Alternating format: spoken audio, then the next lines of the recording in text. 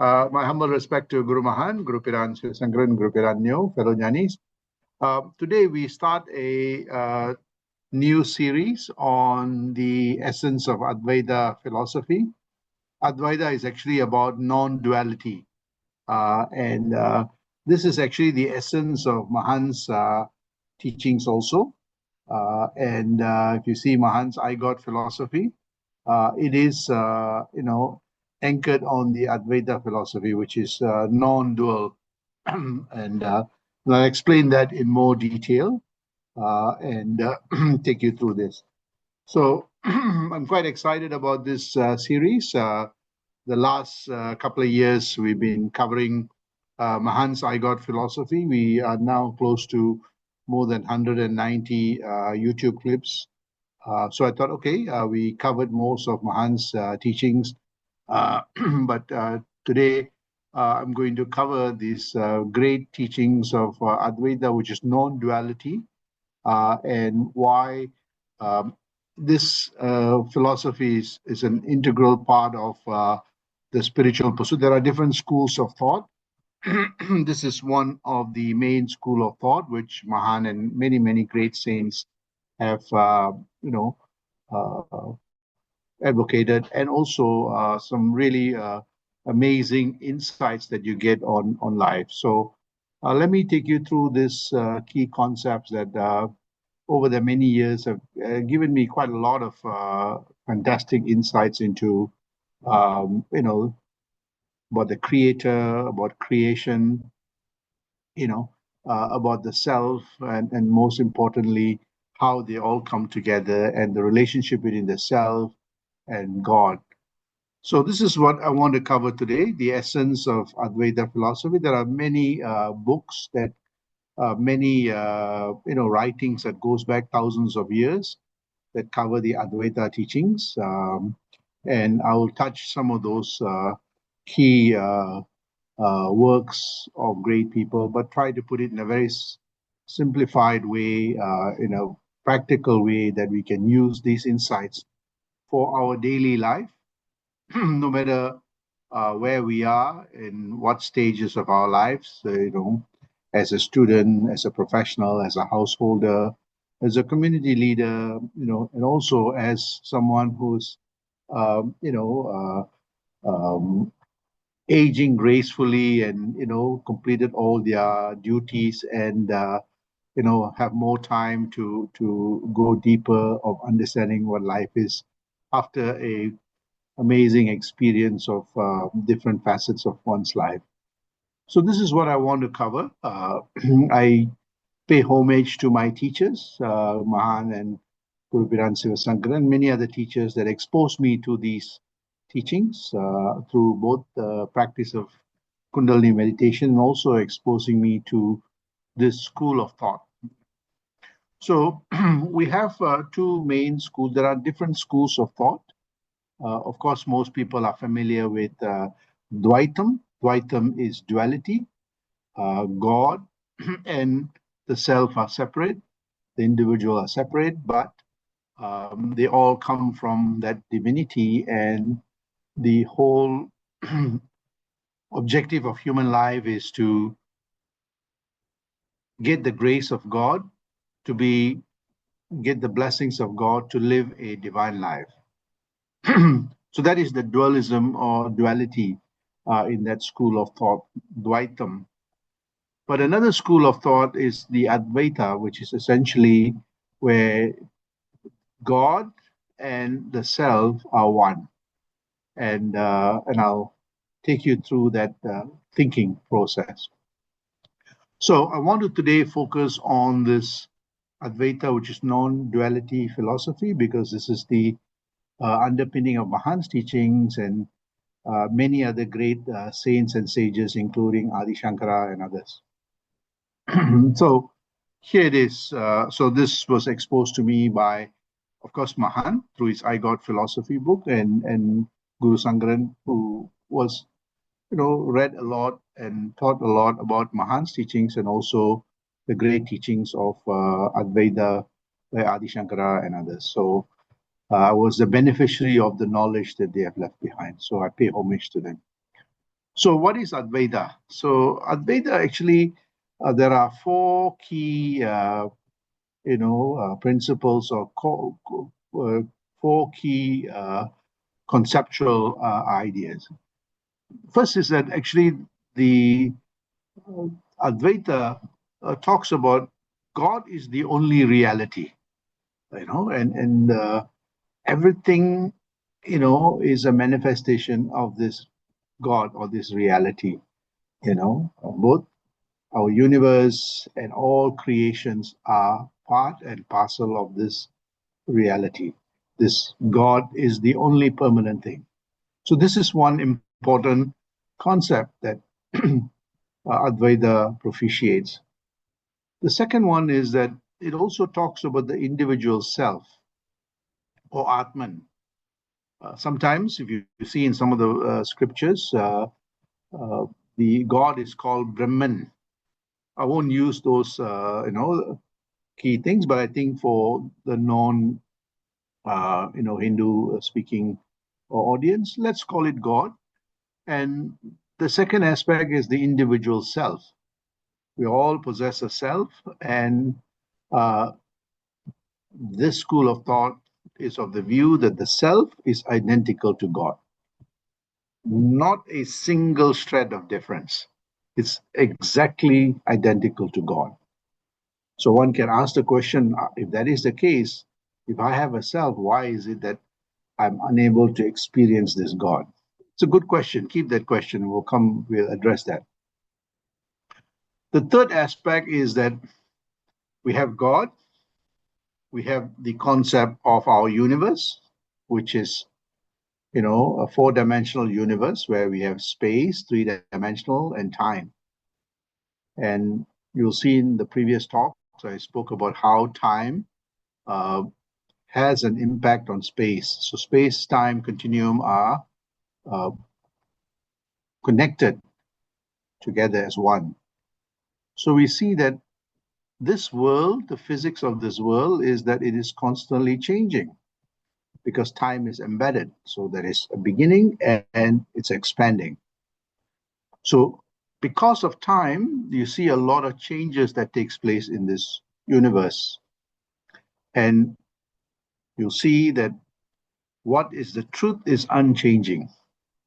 What changes is what they call illusion. So some at this moment it'll be like this, the next moment it'll be very different. So it is not a permanent state. So they call that Maya or illusion. And we can see that, with our own body, right? When we started, if you go back to your albums, we'll see that, when you're youth, you look different, and now you look very different. So this is a changing substratum. And this school of thought is of the view that most of us get caught up in this Maya or this illusion because of avidya. Avidya is ignorance.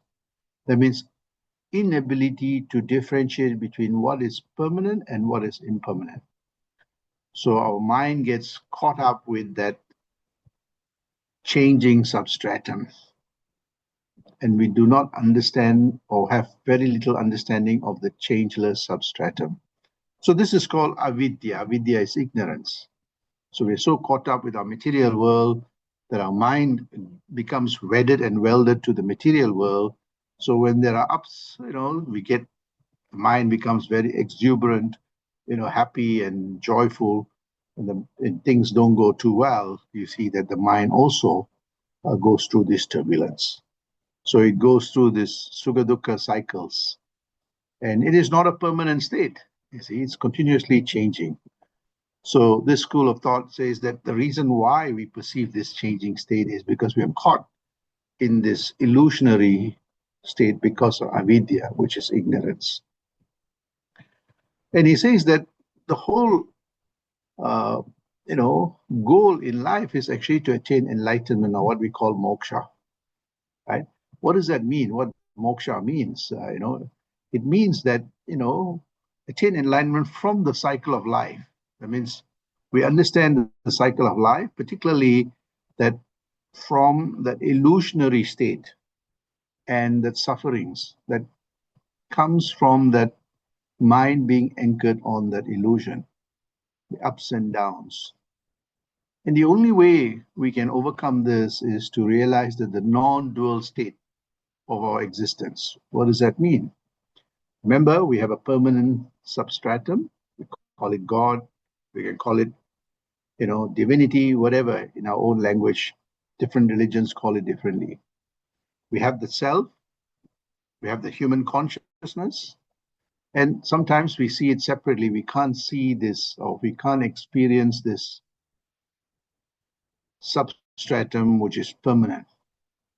Yet it is there, but we can't experience it because of being caught up in this material world that is continuously in a state of flux.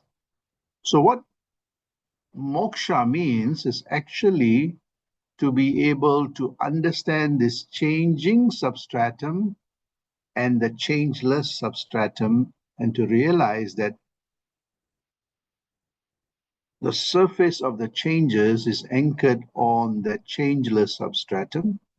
And when the mind is anchored on that state, there is no two. It is that one state where the universe, God, and the self are all one. So these great saints and sages that come from this school of thought, including Mahan, started thinking very deeply about this non-dual state and how one can transcend, become transcendental to this changing substratum and anchor the mind on the changeless substratum. So here it is. These are the four key premises of this Advaita philosophy. And I'm going to take you through why is it that we are unable to experience this reality called God in its comprehensive, in wholesome way, what we call paripurnam. And we'll go through that, and then how do we transition towards the state where we truly understand this true reality. That's what this Advaita teachers try to do, to list down the key principles or axioms, and then show how one can attain this reality, the true reality. So this is what the four key things. So how do we realize this non-dual state, right? An ordinary human being find it very difficult. They say, well, you're saying there's a permanent state. I am continuously in a state of flux. My mind is always in a state of flux, right? Can education bring me to this, going to university or learning? Would this allow me to realize this state? So this is a question that somebody asked me yesterday in our center, that what is it that one ingredient that will help us seal this thinking, this way of thinking, right? So here it is, many years of practicing this and trying to understand this true reality, reading, reflecting, meditating, and putting to practice. I realize that it is not how much we learn or how much we are educated, but there is an integral component that is really important. One is that when we talk about God, we really need to understand what that concept of God really means, right? In its comprehensive way. Not someone that will dish out good things because we give God something or we give praise to something, but knowing God in its comprehensive, wholesome, paripurnam way. But that requires not just education, but it requires a very important component called devotion. When we understand the concept of God, when we really know this comprehensive, wholesome understanding of God, we become a devotee. We become devoted to knowing this truth. And there is something called devotion. Devotion is actually about thinking about that divinity, realizing that divinity, putting that divinity into every facet of our life and our practice, from our thoughts, from our words, from our actions, even during the most difficult circumstances. That's what devotion means, that not being perturbed by the cycle of, life. And really, sometimes um, you get distracted in different directions. So the devotion to know the true reality and know God in its comprehensive form. So that, and I see this very, very clearly among these great people who have attained enlightenment. They were so devoted to the teachings of the gurus or teachings of the great scriptures and teachings of the Upanishads, and they continuously not only read, introspect, contemplate, reflect, but they also at every moment thinking about it. And even though they may be a householder or professional, it's always wired into their thinking. So that's the kind of devotion that one has. And I saw that in Mahan, and I spoke about Mahan's life story, how he was so devoted from the age of 11 years old to discover this truth. So was Guru Sankaran, so was Adi Shankara, so was many, many great saints that got it. So was Newton, and so was Einstein. They wanted to know the secrets of this universe, and they were so devoted to what they were doing. So what I realize is that it's not how much you know, it is about how devoted you are to that cause, right? If one is devoted to something comprehensively, wholesomely, and in so much intensity, you see that whatever the outcome, you will realize it. The same is also true for that God realization state. So I realized something, that devotion that gives you that complete, bhakti or wanting to discover without being distracted. And that actually leads to a disciplined mind, right? And what does that mean? That devotion actually helps us to become disciplined because we have a greater cause. Nothing distracts us from that goal. And we start putting in effort. There are times that, you get friends saying, oh, let's do this and let's do that. You have many things to do. Ordinary people will give excuses, right? But you are devoted to this thing and you say, look, uh, my focus is on this. So there's a lot of the devotion leads to a disciplined mind. And with the disciplined mind, you see that you put in the effort. Not only the effort, but there is consistency. Whether reading the scriptures or whether doing meditation or following the instructions or attending satsangs or doing service, it is part and parcel of our DNA. That continuous introspection, contemplation, reflection, and meditation, that intensity. Swamiji used to say, Utru, noka, noka, that intensity, right? So I coined this ICRM, introspection, contemplation, reflection. So whatever we do, it is wired to that truth or that divinity or God in its comprehensive form. So we see that for me, over the many years, that ICRM was really important because it leads to the refinement of the mind. There are times that you're pulled in different direction by different people that influence one in a different way. It could be, partners, it could be friends, it could be many, many things. But when you're devoted to the searching of the truth and that godly way of doing things, you won't get pulled to, alcohol or drugs or company or toxic relationships, right? So that devotion keeps you intact and that instills discipline, right? But what is really fascinating, I found, was that actually refines the mind, but it also sharpens, gives the sharpness of the intellect, because the intellect is now focused, it's not pulled in different direction, right?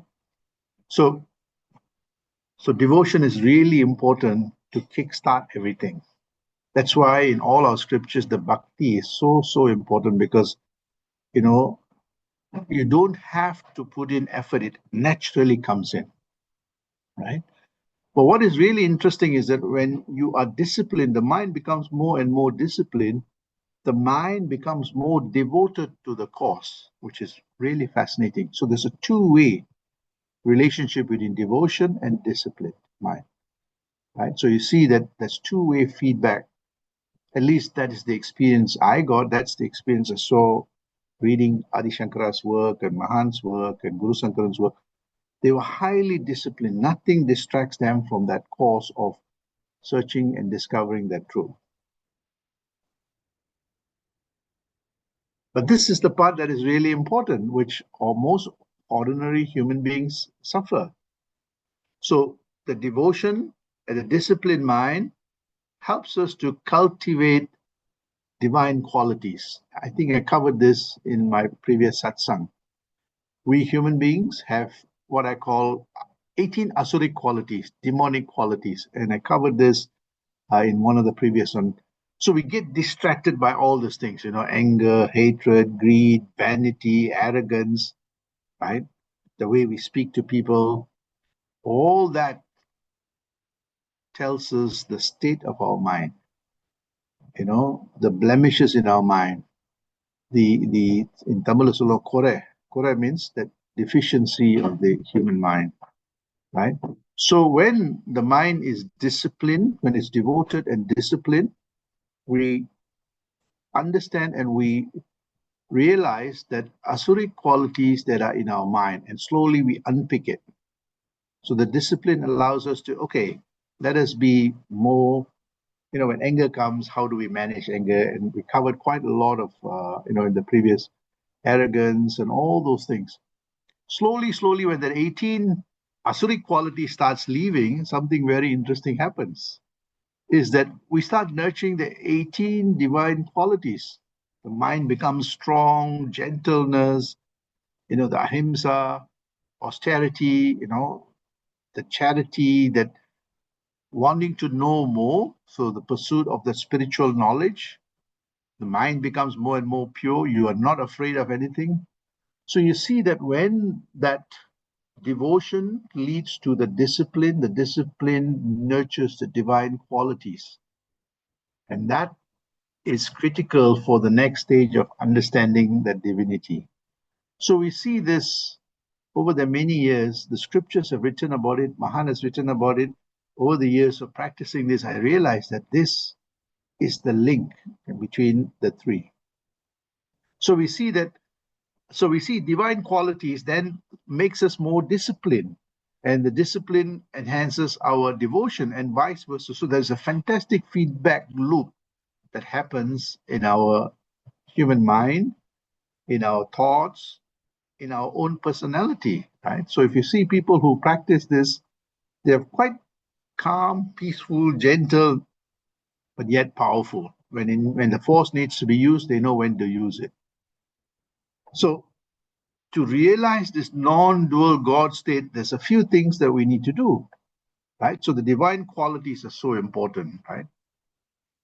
And that's when we see that the discovery starts happening. Glimpses of that discovery of that self starts manifesting. You start feeling wow, the wow feeling.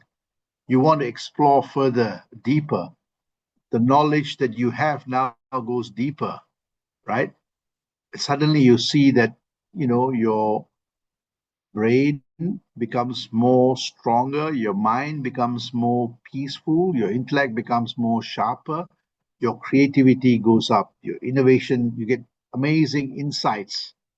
You start getting glimpses of the infinite possibilities and potentialities. So the many years of practicing this, suddenly you're thinking about something and suddenly you get an idea that comes up. You never even thought about it, and suddenly it comes up. Kind of the divinity revealing itself in bits and bytes, right? And over time, you see that, wow, that infinite, the infinite possibilities and potentialities starts emanating.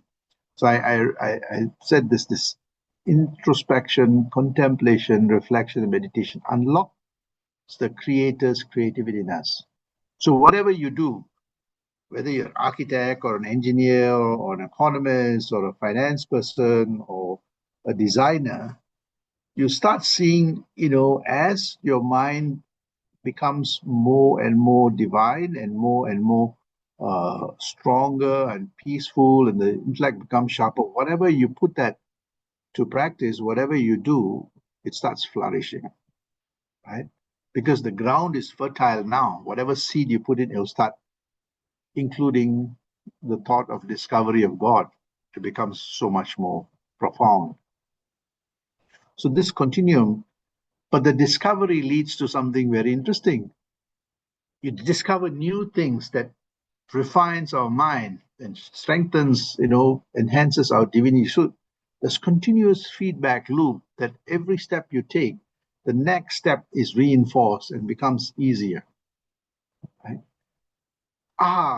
And this is where you start getting that development and growth, right? You get a more wholesome, paripurnam personal development. You feel you're progressing. You feel more peaceful. You feel your relationships improving. You feel your professional life becoming fantastic. You feel your spiritual life, everything is starting to make sense, right? A sense of happiness and sense of sandosam, right? Peaceful state starts emanating, and you see that you grow personally, spiritually, and intellectually. You see that amazing, because the divine qualities prevent you from worrying or focusing on frivolous things. Right? So the development starts taking place, and now you're starting to figure out things. So that leads to spiritual growth, and amazing, the many years that I've been working on this. You have so many things to do, right? Everything that you do becomes really profound, right? So you're so busy. There are days that you're so busy, your days are packed, but yet you still have that stamina to still proceed ahead, right? And that's what development is. That's why in our own language we say this is parinama valarchi, that this is our spiritual growth and the growth of as a being. And that development, leads to the discovery. So you develop new things, new ideas, new way of looking at the reality, and the explorer in you starts expanding, right? And that leads to the divinity, right? Which is really fascinating. So remember that the whole idea of that, the idea of, devotion leading to discipline, leading to the divine qualities, the explorer in us starts emerging. We don't waste time on frivolous things, worrying, there's always continuous development, and slowly that concept of the divinity starts making sense, not just in an abstract way. You start experiencing it, because the experience is at the mind level. Everything spiritual is about the mind level. As the mind expands, the intellect is sharp. It is able to decipher the subtleties that is missed by this gross mind. I love this quote. So this is what Swamiji calls the I God state, or I am that, the non-duality state. Not easy for an ordinary human mind, but through devotion, this continuum, we see that slowly you get glimpses of this. And I love this quote, and you start gravitating to people that actually have discovered this. And in my early years, I read Rumi and many, many great, and I love this quote by Rumi that says that I searched for God and only myself. I only found myself. I searched for myself. I only found God. Right? So he has come to that level of mental and intellectual and spiritual maturity to experience that divinity. And what he is speaking about here is the Advaitha teachings of I and God are not separate. Right? And this is what Swamiji also has said, in no nan arindin, I experienced that abode of that God realized state. So this is what Advaita is, right? And you see that the divinity reinforces that development. So now it is amazing, because now you are sitting, experiencing that creator's creativity, and you see that the development takes place very, very fast, rapidly. In the early phase, it's slow, but over time, the momentum starts picking up. That's why I always tell people in the early days, yes, it may be slow, but don't give up. Keep meditating, keep introspecting, keep contemplating, don't get distracted. They'll come for satsangs first few weeks, a year, 2 years, and then they slowly drop off because of traffic jam and because of a whole host of things. And because they, oh, I know it is. It's not about that. It's actually about devoted to that cause and that action and the experience, right? So this is what, we see this journey of discovering this Advaita non-dual state. There's a fair bit of effort that needs to be put. There's a lifestyle change that needs to happen. So what is really interesting is that the moment you attain that abode, you see that the divinity connects you to the devotional state, and slowly, slowly you see that the divinity emanates in every facet of our lives. And you see that this is the point that Swamiji says that, Swamiji's meditation is Swamiji. It is all integrated into one. Once you achieve that abode, you see that the devotion, the discipline, everything is integrated into that one wonderful, beautiful Advaitic state. Right? So divinity reverberates in every facet of our lives, in our home, in our relationships, in our, professional life, in our family life, in our retirement life, in our community life. You see that divinity in every facet of our lives, right? That is what Advaita is. Swamiji also says that, the divinity, the spiritual compass, the mind becomes that spiritual compass that sees the divinity everywhere.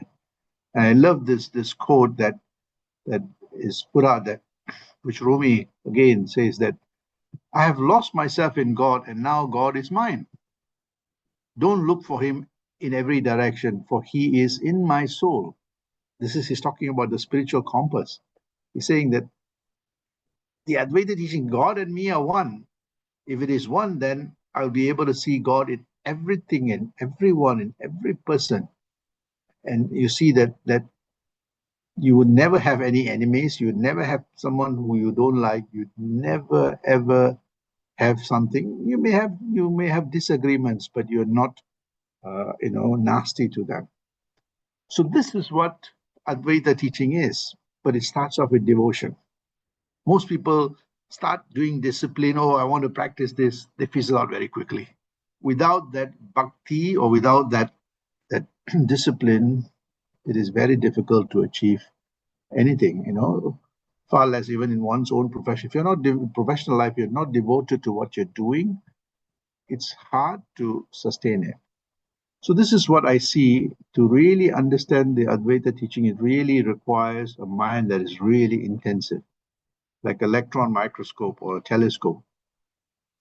So coming back to this is the essence of to prepare all of you all for the next stage of that journey of really understanding these Advaita teachings, right? So I straight don't want to go into that Upanishads or whatever scriptures, but I need to prepare you that if you really want to get the best out of these teachings, start through the 6 states of evolution, right? Devotion, commit to this knowledge. Commit every day to picking up the book, reading, reflecting, introspecting, meditating is what your guru has taught you. Whether you feel it or not, put it to practice, cultivate that discipline, divine qualities, nurture the divine qualities, slowly getting rid of that. And then when you start deepening, you see that the explorer in you starts emanating, and you see that slowly things become more and more developmental. I'll give you an example, right? As we age, sometimes the body complains. So when we nurture divine qualities and get rid of all those negative qualities, the brain health improves. When the brain health improves, our body health improves, and you see that we become more happy, and that reinforces the brain health and also the bodily health. So you see that you become more disciplined. If you have diabetes or if you have other diseases, through discipline, you can control things. If you have hypertension, also you see that a lot of the lifestyle diseases could be managed. And you see that you generally will be healthy and more happier. So this journey of discovery requires a different mindset. I've seen many people that have come from these classes and meditation. They start off really well, but fizzle out very quickly because of that lack of consistency, lack of that devotion to that discovery. Everything else takes precedent. I always say, if you want to discover God, you want to discover the divinity, that should take number one priority, nobody else. If you can get that priority right, everything else becomes easier. So I always say this, that through this journey, I always say that the divinity is the chariot of my life. And if I take that, you see that there are days that, yes, there are challenging, but you get through, without being perturbed by it. So this is what the Advaita teaching is, that you and the divinity are one. Ordinary human beings find it hard to grasp that. So here are steps that you can take to understand this. And you see that as you go through this class, you see that some really wonderful nuggets of really gems that gives us a way to live our lives. Some what I call a kind of a roadmap for us to incorporate this to improve our own quality of life. So here is what we're going to be covering. There are 108 Upanishads, but there are 10 to 11 most important Upanishads, and and the Upanishad actually has some important meaning. And I'm very fortunate that, of course, the Swamiji and my father, who left a whole library of books that could have been sold or given away, but we treasured it, and the nuggets of this knowledge is there. And when you open it up, it reveals the truth. Not only having the books on the shelf is important, one has to open it up. Not only opening up, but actually reading it with intensity. Not only reading it with intensity, but also putting it to practice, and continuously introspecting, contemplating, reflecting, and meditating upon this. So, I have about 108 Upanishads, but we will cover about 10, hopefully. And what that Upanishad actually is actually it's got amazing spiritual and moral truths that you can put it to your day-to-day practice, no matter where you are. You could be in your 70s and 80s and 90s. You could be in your teens. You see that it is there for everyone. Normally, the Upanishad is about a knower, and there are a series of questions that the disciple or someone who is trying to discover the truth is asking questions. So it's a conversation between a knower and a disciple. And some of those conversation is very, very enlightening and illuminating, that I will explain to you how one can use this. So the word upa means near. Upanishad means, upa means near. Ni means to be sitting below, that is, sitting down in a comfortable way. Shed means to sit. So down, sitting down, so that when the guru or the teacher gives that knowledge, the gravity of the guru's voice reaches the disciple who is perceptive to receive that knowledge with intensity. So, as I said earlier, the devotion needs to be there for the discipline to sit in. So here, one of the Swami says that often, used to say that living with God is true education. So being among people, there are many people that are very enlightened among us. That's why the satsangs are so important, why attending the satsangs are so important, because you're among people who are in a spiritual realm, that through the spiritual osmosis, our mind too becomes that, right? So these days, with all the digitization, sometimes you don't get that actual vibration. But that's why going to the center or listening to a teacher, uh, who is there physically, gives you a different vibration. So the Upanishad is about that, and I'll take you through this conversation. So one of the first Upanishad that I will cover in this series is this Upanishad called Katha Upanishad. It's one of the best for me. It was one of the earliest Upanishad that I read that gave me a lot of illumination about death. Right? It's about a 6, 7 year old boy that is having a conversation with the Lord of Death. So again, uh, it is about Advaitha, how one who is so caught up with rituals transition towards the non-duality state. A lot of the challenges that they go through. So the Katha Upanishad, Isha, Kena, there's about 10 to 11 main Upanishad, but there are about 108 Upanishads. And we don't know who wrote this, but it is written by, people, many people that has got amazing nuggets of wisdom that even till today it's very relevant. Actually, it's more relevant today than, uh, you know, uh, in our modern times where we have no time for anything else except for material things and other distractions. So this is the book that I will use. It's an amazing book by Swami Lokeshwaranda, which I'll commence next week. Sandosham. Thank you.